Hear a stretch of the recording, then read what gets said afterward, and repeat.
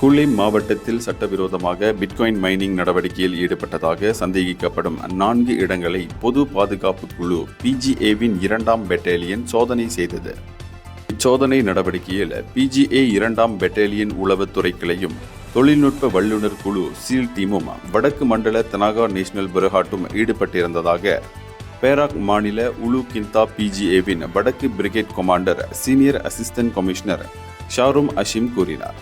முன்னதாக பெறப்பட்ட உளவு நடவடிக்கை அறிக்கையின் அடிப்படையிலும் இதர தகவல்களின் அடிப்படையிலும் இந்த சோதனை நடவடிக்கை மேற்கொள்ளப்பட்டதாக அவர் கூறினார்.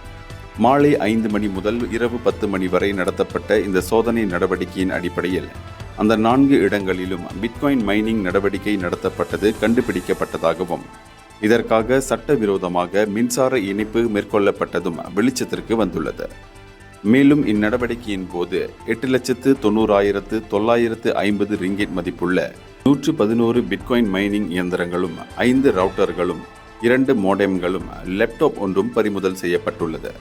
இந்த வழக்கு 1990ஆம் ஆண்டு மின்சார விநியோக சட்டம் பிரிவு 37(3) கீழும் குற்றவியல் சட்டம் பிரிவு 427 கீழும் விசாரிக்கப்படுகிறது என்றும் ஷாரும் தெரிவித்துள்ளார். இந்தியர்களின் இதய குரல் மக்களோசை.